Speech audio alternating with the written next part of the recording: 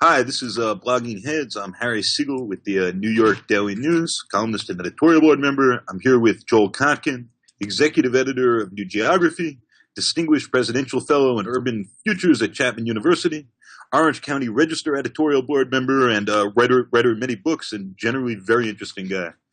So, Joel, you wrote for us for the Daily News about a week ago that the idea that New York's what was once called Silicon Alley, but that the tech business here, the idea that we were catching up with or approaching the West Coast was just ludicrous. I'm curious about that because I went to the Google headquarters and I had lunch. They were trying. I was at the Daily Beast at the time, and they wanted to sell us a suite of products, and they took us to their cafeteria. And this was a literal cornucopia. It was incredible. There was we're on the 8th floor of a building in Chelsea. There's an ice cream truck. There's beautiful outside views. There's literally $100,000 of free food. I'd never had this happen at Howard Johnson. It defeated my buffet capacity. And there was just a sense that here's unlimited goodness and wealth. Would you like a bite? Let's do some business. So I mean, tell me why you think that especially with Cornell Technion coming here, that the idea we're going to compete is a myth. Well, it's a myth as long as you have such a weak engineering community. I mean, right now with the social media, boomlet, which I think at some point will go through its course like the .com one did, is better for a place like New York than traditional engineering-based technology. But if you take a look at what's happening even today, all the most powerful internet companies are almost all of them are either in the Bay Area or Seattle. As we begin to move into things like robotics, home devices, the engineering horsepower just isn't in New York. New York has one of the lowest per capita engineer counts in the country. It just doesn't have the engineering power, and it doesn't have the engineering schools that the Bay Area has, and even that Los Angeles has. So I think fundamentally, to think of New York as an engineering tech center is kind of, a bit of a farce. But of course, any two people with a computer can get that picture in the New York Times, and that creates an impression that something tremendous is going on. But even if you look at information employment in New York, I don't think it's in particularly good shape, because whatever you're gaining on the internet side, you're getting clobbered on the newspaper, magazine, and book side, and those are all industries where New York is completely dominant. Well, we don't like to hear that here at the Daily News, Joe. Bad. I spent my life in this stupid industry, so and I can smell the stench of all the bodies, because I've seen virtually my entire generation of journalists really go through just tremendously bad times as we've gone through this transition. So you don't think that adding Cornell Technion here is potentially a game changer, which is really how Mayor Bloomberg presented it? Is that this was going to shift our economy into a new century, make us competitive in these industries, allow the companies that did start here and gained a foothold, like Foursquare, for instance, others who are adding space here, like Google and Twitter, to give them the talent they want. Obviously, Richard Florida has a whole thing about how the creatives want to cluster in these sexy, dense urban environments. You see it in the sorts of buildings they're putting up to house these companies here. You don't think this is the future, I take it. Well, basically, the reality is most of the serious engineering and engineering management is going to be done by people in their 30s and 40s. And most of them don't make enough money to live decently in New York. I mean, that's, it's as simple as that. And if they're going to spend the money and they're in their 30s and 40s and they're married and they want to have kids, they're probably going to be better off being in Sunnyvale than being in Manhattan. I mean, it's just, it's just sort of, what the basic pattern has been. Engineers as a group, and I've spent a lot of time with them, for the most part, some of the younger software guys are different, but as they get older, they're fairly conservative in their lifestyle choices. They want a house, they want a backyard, they might want to have kids. They like cars. They like gadgets. Living in a 300 square foot apartment in Manhattan is probably not what they're going to want as they get older. But if this was the case, like why would Manhattan do well at all? I mean, it's not new that as people get older, suddenly they're more concerned about schools. They want a backyard for their kids, like having a place where it's very easy to bring a date home, and and maybe score becomes less of a concern. And yet Manhattan has done very well, and New York has. So I mean, help me out here. Because they're just. Then that works well in finance. It works somewhat in media. Because you have a huge tourism sector, and of course, in the case of New York is a very unique place because it's a global city, and so much of its economy is integrated with money coming from other parts of the world. So many of the new fancy buildings are inhabited or not inhabited by owners who are from other countries or from other parts of the United States. So, I mean, New York is definitely unique. I just think that at this stage of the game, Silicon Valley is so far ahead. It has such a bigger infrastructure. It has so much more in venture capital. It has so much more expertise.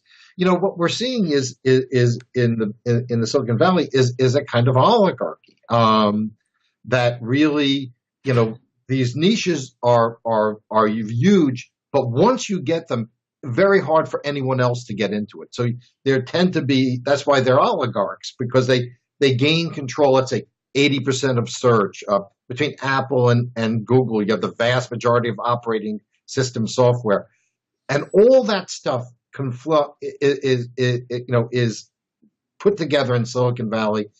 To some extent, what? Not physically. Like when there's physical stuff, it's not put together anywhere by us. Right. Well, it's put. I guess a lot of this doesn't have physical stuff anymore. Right, but the stuff that does have physical stuff, that's almost all either in California or it moves out to Texas. It just doesn't go to New York. It just the infrastructure. Let's say if you're going to build stuff, you're probably not going to do it in New York. You probably, in some cases, you're not going to do it in California either. But the engineering horsepower is so much greater in the Bay Area, and New York is, as I mentioned. Take a look at STEM jobs. If you take a look at high tech jobs, New York is just not on a per capita basis competitive with Silicon Valley. And it does. What we have to understand is the nature of the keiretsu that have developed. These groups of people who sit on the same boards, who know each other, whose kids go to school together, who are just in many ways like the financial oligarchs, which New York has plenty of. Well, it's very convenient to have that group in close proximity, in part because it helps them fix prices with engineers. So obviously, right. There's been a big push for immigration reform among a lot of the tech elites that seems, just on the face of it to me, like, hey, we need cheaper labor. Past that, you've got these huge companies that are right by each other in Silicon Valley who just don't poach each other's engineers generally. Google, Apple, Facebook, and Twitter seem to do what MLB used to do after free agency started and just said, hey, I'm not going to steal your guy. You don't steal mine. We'll all save money. And when you consider just how few jobs these companies create compared to classic manufacturing firms, say, it's even more distressing when that money gets cut off. Yeah, yes. How many employees does Citibank have? I'm going to check. Sure it's over 100,000, I would imagine. It's definitely six figures in the U.S.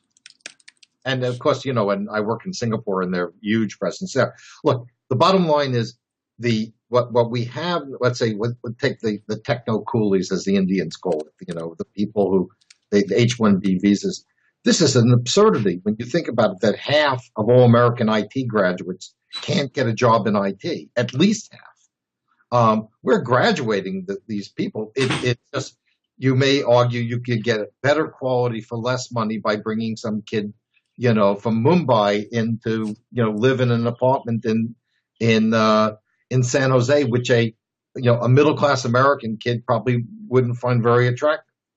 So what do you think about all this talk about the skills gap and that we've got the jobs, we're just not educating people who have the skills to fit these jobs? The president was recently with Bill de Blasio at this school, this public school in Brooklyn, where over 6 years you end up getting your high school and associate's degree and then going into tech work. IBM has put money into it. I mean, there's a lot of talk about how, in fact, the issue is we don't have people who can do this work. Is that wrong? Well, I think we have people who can do the work. I just think we don't want to pay them for that much. I think that's one big factor. Where we have some very severe shortages, frankly, is not in the upper echelon of the IT. Where we really have some of our biggest problems are really in, plumbers, mechanics, the hard sciences, which we've largely abandoned. Like automobile companies, even now after a huge recession, have shortages of engineers and skilled labor. So we definitely have skilled labor shortages. I'm not sure they're necessarily people who that we don't have enough people to work at Facebook. I don't think that's really and frankly, I'm not so sure that Facebook does so much for the economy either. But that's another story. So how is San Francisco these days? Let's shift coasts and talk a bit about this. There's a lovely idea floating around that the Silicon Valley should basically secede, and California should split into 6 parts. Right. This is Tim Draper, who's a venture capitalist out there, and basically Silicon Valley should show how good it would be if tech was allowed to literally be its own state, not quite a nation state yet, and obviously would have a much higher per capita income than the other 5 mini Californias. Well, of course, this is very convenient. You get rid of all the people that you feel that you have to support. And you have to remember, even within the Silicon Valley itself, and certainly in the Bay Area, there are some tremendous pockets of poverty. I mean, Oakland is a basket case. San Jose has the largest homeless camp in the United States. Incomes for Hispanics and African Americans actually have been dropping in Silicon Valley. The percentage of women and minorities working in Silicon Valley outside of Asians has been actually dropping. So I'm not necessarily sure that it would be such a great success, but the clearly the mentality in Silicon Valley is heavily, we're better than everyone else, and either you let us do things on our own or we'll tell you what to do. And it's really interesting because I started covering Silicon Valley about 40 years ago. And at that time, it was a bunch of engineers and they were kind of modest. They were the typical, the geeks with the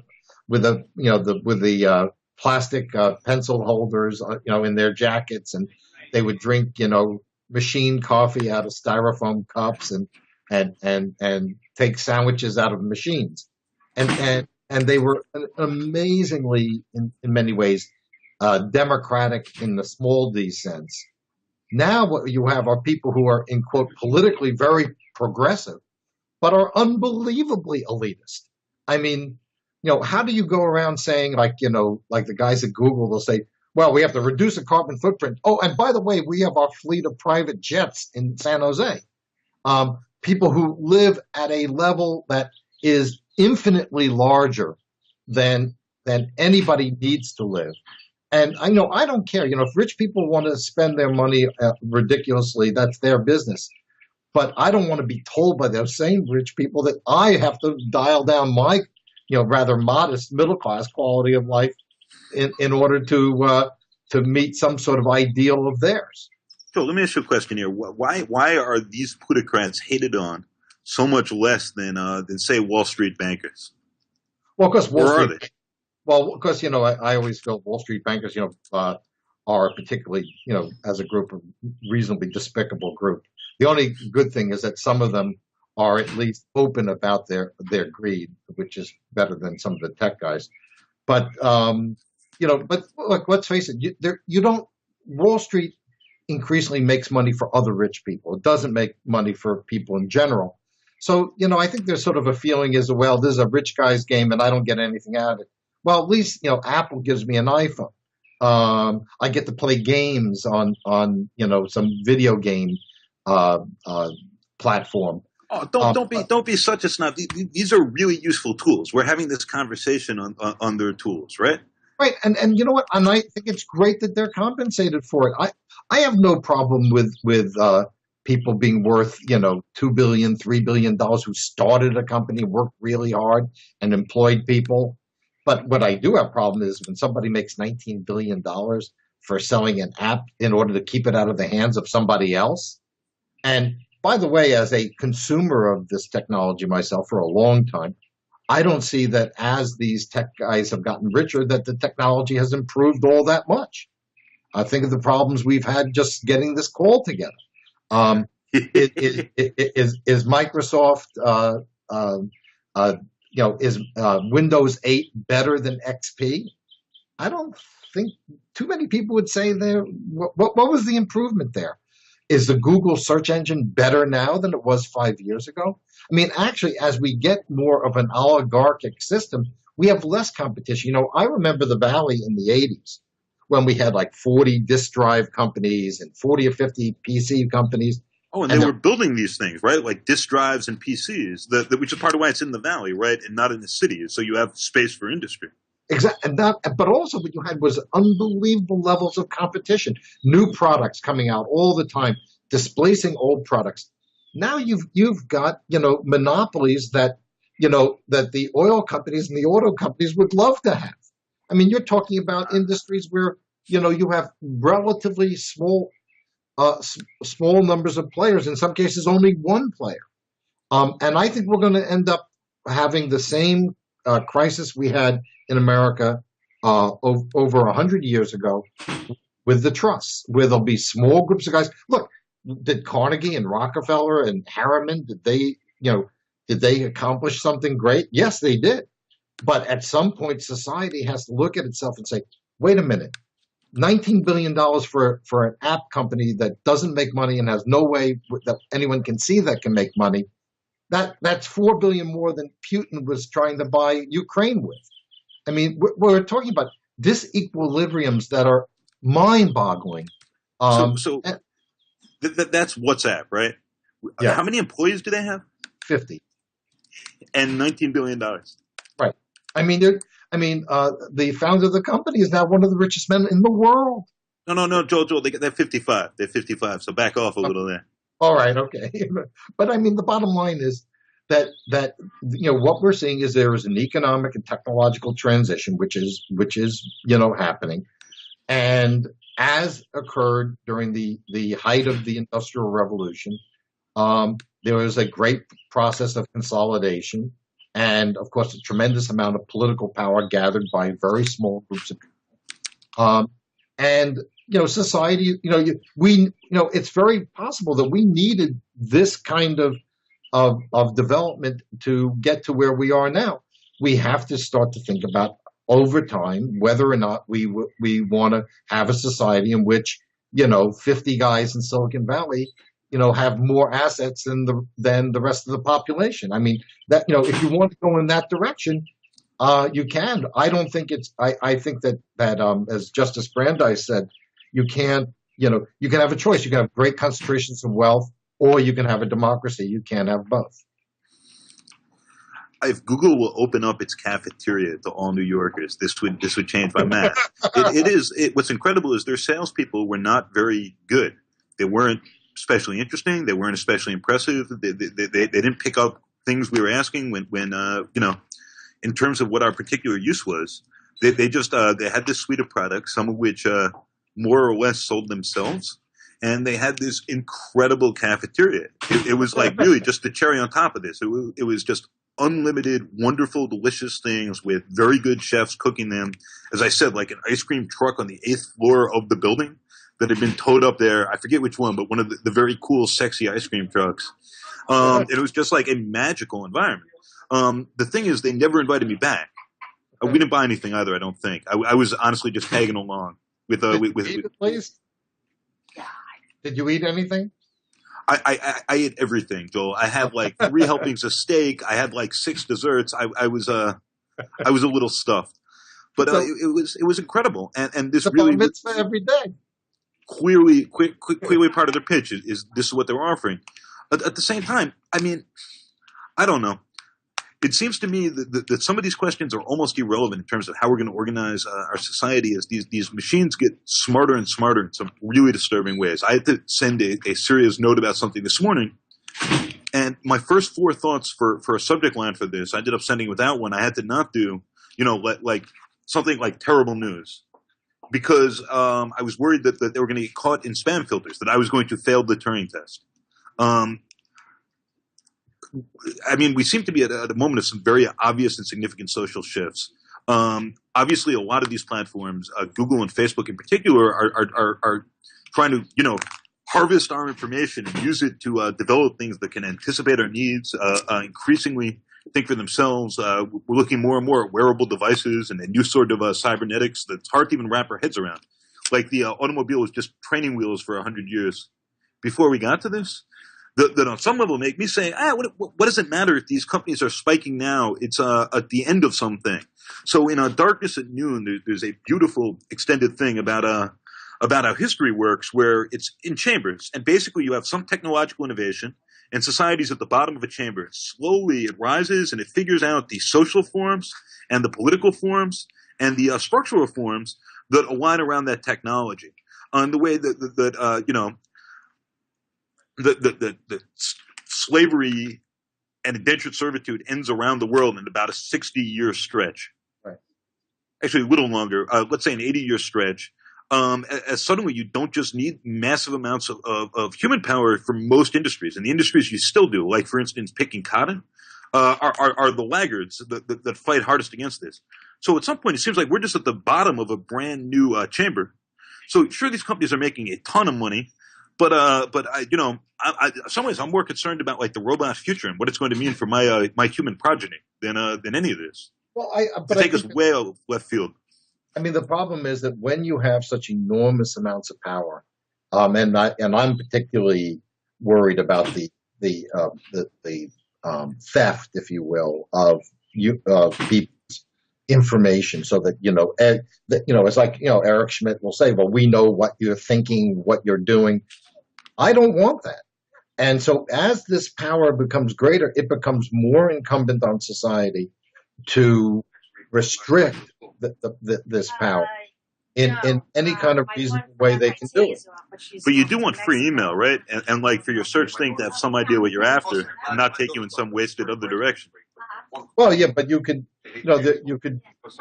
certainly get compensated without having to know everything about me. I mean, and the deal that we've made, which is a Faustian deal, which is that we'll get to use these in quote free services, but meanwhile they have a right to take every ounce of our privacy away from us, is scary. And what's scarier even more so, and I find this with my students, is a lot of them are only now beginning to understand what privacy means.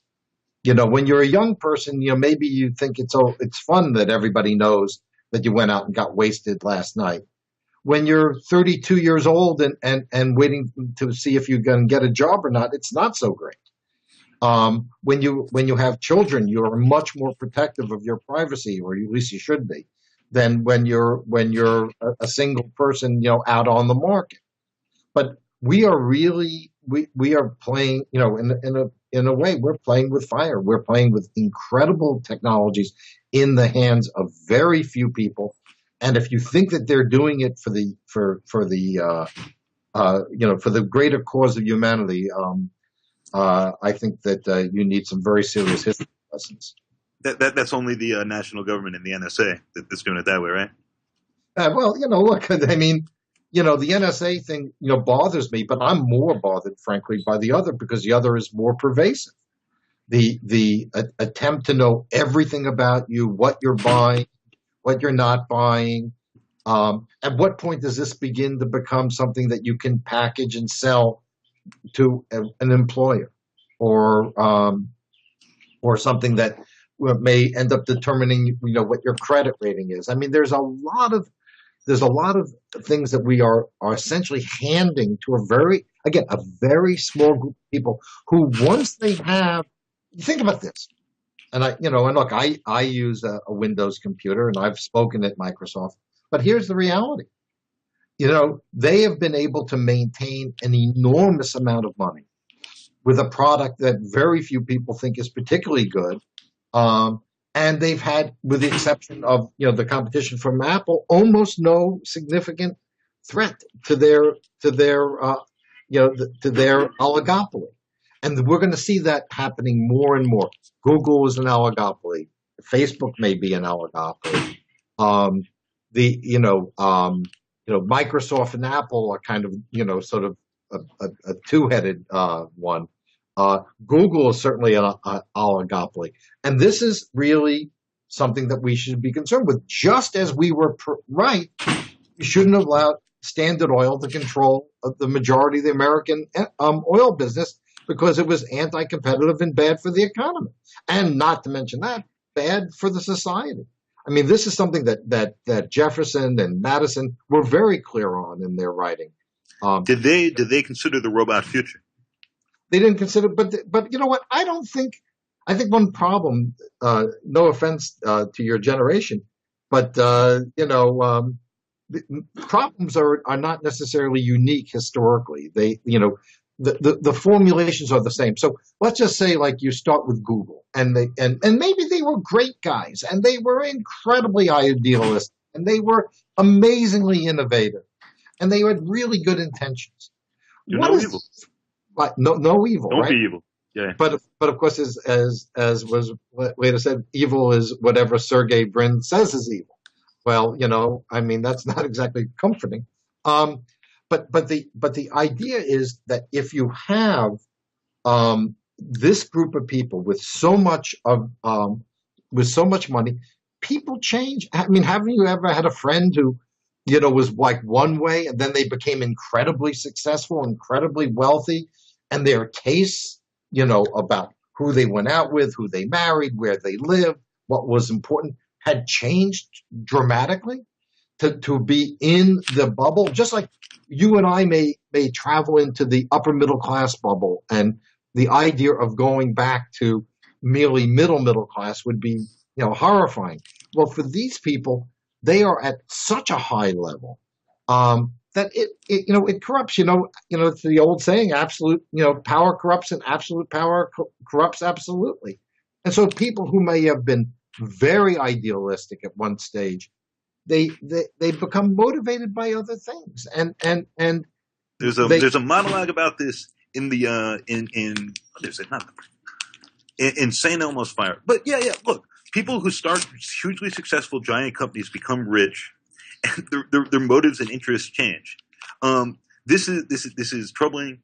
It's not. You're right. It's not. It's anything but ahistorical, and it's not unique to tech. I know you're concerned with that. I am seriously, deeply concerned about the robots, and what the future holds for humanity as I recognize and understand it, and unaugmented man and all that. But let's go to San Francisco for a second, okay, and talk about what's happening there, where there's you're getting into some really interesting fights as tech employees live there. A lot of them commuting out to the valley, about the buses that are taking them out, about what is a public service in a city, what people's fair expectations can be, and the sense that this has become like an enchanted tech cluster in some weird and troubling ways that are infuriating other people there. So you're on the West Coast. I'm in New York. Fill me in. Well, okay. Now, I of course I live in Southern California, but I did go to Berkeley, and I did report for many years in the Valley, and spent a good deal of time. My first job was in San Francisco. San Francisco is a weird place, always has been. It's a very small place. It's, by the standards of a New Yorker or even an Angelino, it's a small, it's a relatively small, compact city. So when you get, let's say, an increase of 30,000, 40,000 tech jobs in a city of 700,000, it changes the whole ecology of the city. And San Francisco has been battling with this for a long time. When I moved to the Bay Area in the early 70s, San Francisco still had a working class. It still had ethnic neighborhoods. It still had it was still something of a normal city. You knew people who grew up there. There were neighborhoods like the Sunset, which were almost like parts of South Brooklyn or parts of Staten Island. And let me just That say, San Francisco and Seattle, if you combine them, you've got two-thirds of the population of Queens. So, right, so these are smaller, more easily tipped infrastructures right, and you know or the environments. Yeah. and of course San Francisco in particular, and Seattle also, interestingly enough, have very politically radical tradition. They used to. I think James Farley referred to Washington State as, he said there were 49 states in the Soviet of Washington. Um, so you have this very, very bifurcated class structure imposed on a region whose historical mythology is egalitarian. Now, Seattle is better off than San Francisco. It's not as expensive. It has much more affordable areas, particularly in the suburbs, and it has Boeing, and it's not as dependent on tech as and narrowly defined as the Bay Area is. But the place has changed over the years. It doesn't have the feel that San Francisco used to have. The whole sense of it being a port city, or the last parts of its manufacturing culture are almost gone now. Neighborhoods that were middle and even working class are now out of the reach of almost anyone. You go out to the Sunset District where the nurses and teachers used to live in little houses with tiny backyards. Those houses are million two, million three. But the difference is, whereas in a city the size of LA or New York, there's always some other neighborhood to move to because the place is still very, very large and also obviously has a lot of working class areas. In San Francisco, you're just simply running out of it. Remember, San Francisco is about 800,000 people, but Manhattan has 2 million, just Manhattan itself. So the scale is different. And so, these conflicts are very intense. And San Francisco has a very, very well-developed far left community that's been there for a long time.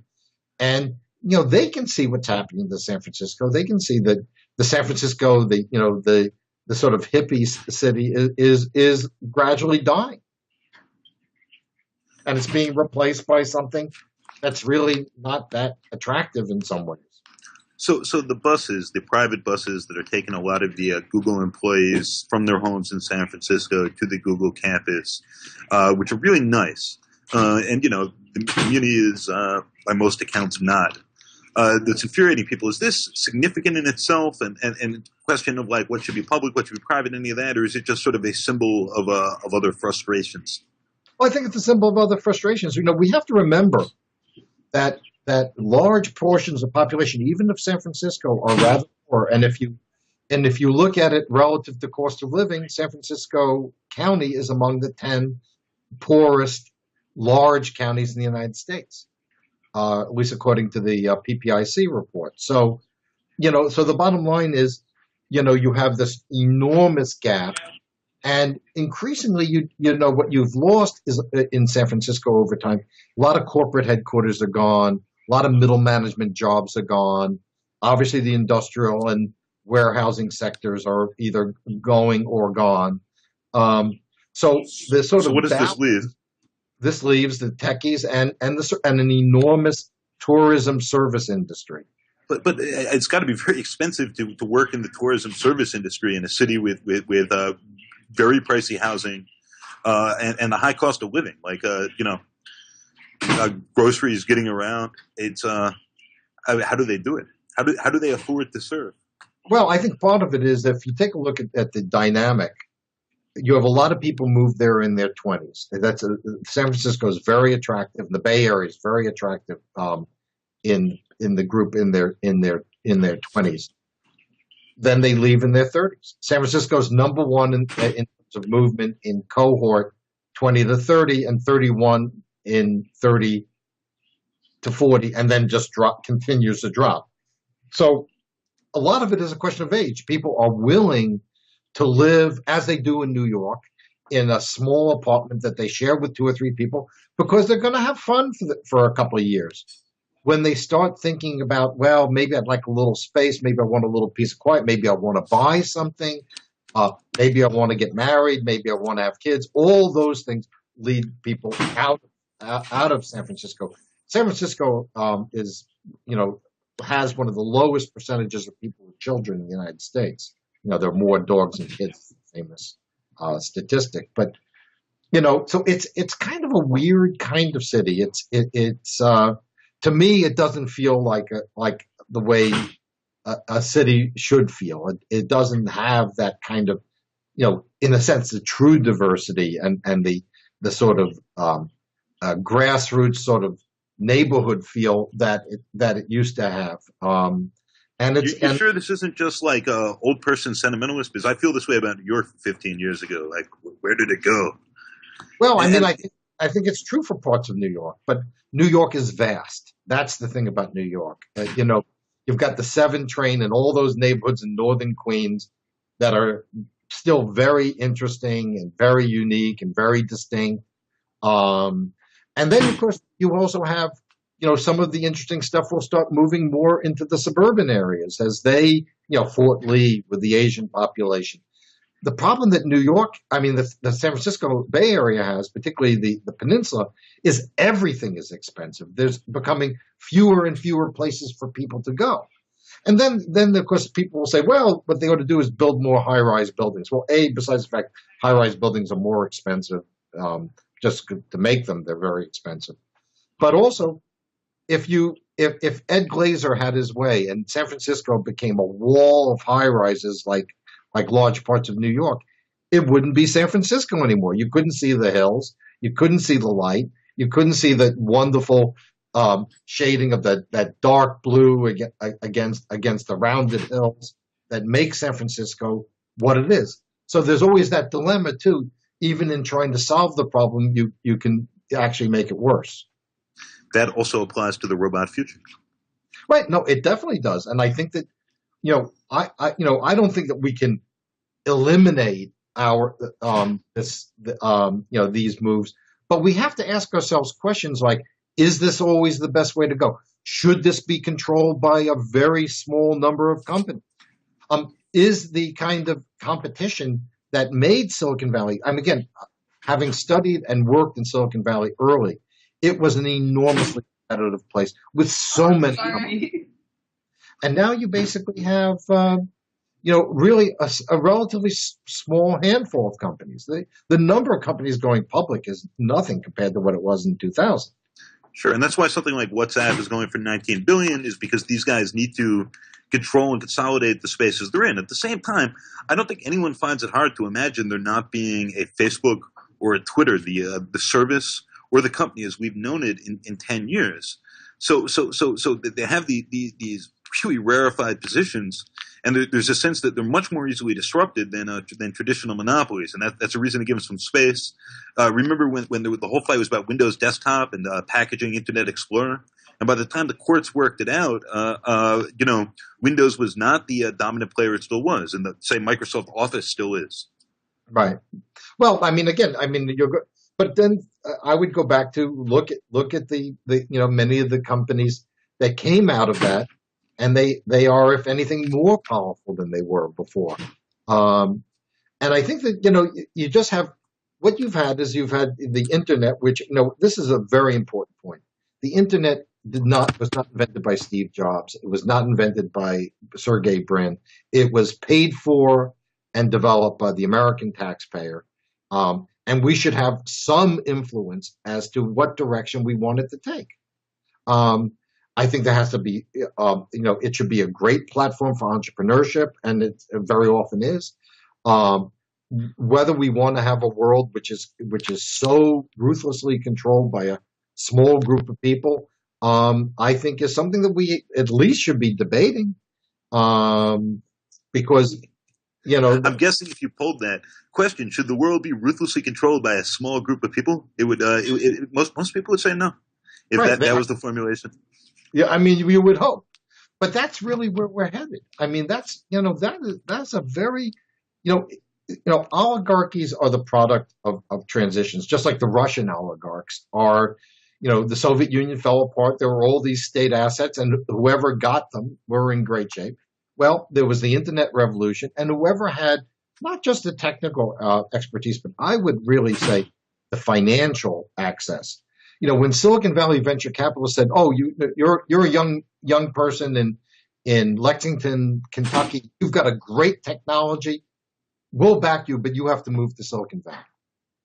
So, one of the things that's really interesting is that when you look at particularly the social media spaces, how little of it is anywhere but Silicon Valley. I mean, you have your little entertainment for the New York media, but the fact of the matter is the vast preponderance is in one place. And that I find, somewhat disturbing. Where it's interesting, in most other industries, everything is dispersing. So let's close with this.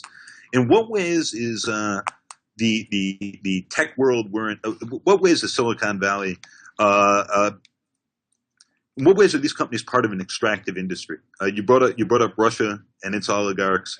I'm thinking. I mean, what came to mind for me immediately when you brought that up is how they're offering free services to suck in all this information that's really valuable and can be sold. Right. But I think there's probably a few ways that applies. I know you're plainly a skeptic. Take me through that, like how they're extractive.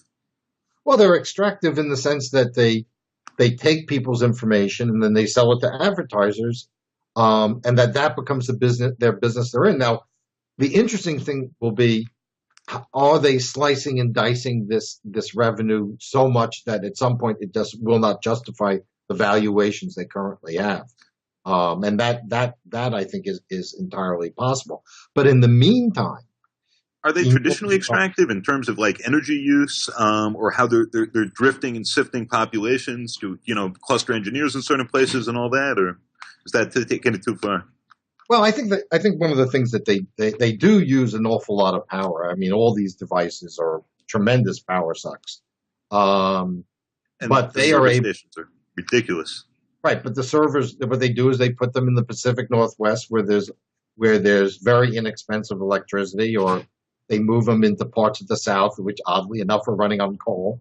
But they're fundamentally they Somebody are. needs to make a chart of that. The internet runs on coal. Well, I'm sure. Look, there's no question. It's just because about half the electricity in the country still comes from coal, and it's gradually being replaced by natural gas, but it's going to take time, and that's a whole other issue. But the key thing here is that they are taking people's information and selling them to advertisers. That's what the basis of their wealth is, and I think that's I don't know how great a social virtue that is, and I think there are as many negatives as positives in that process. Well, Joel, thanks a lot for taking the time, and we'll get this all resolved in our next conversation, I am sure. Okay, get things right again. Okay, great. Thank you.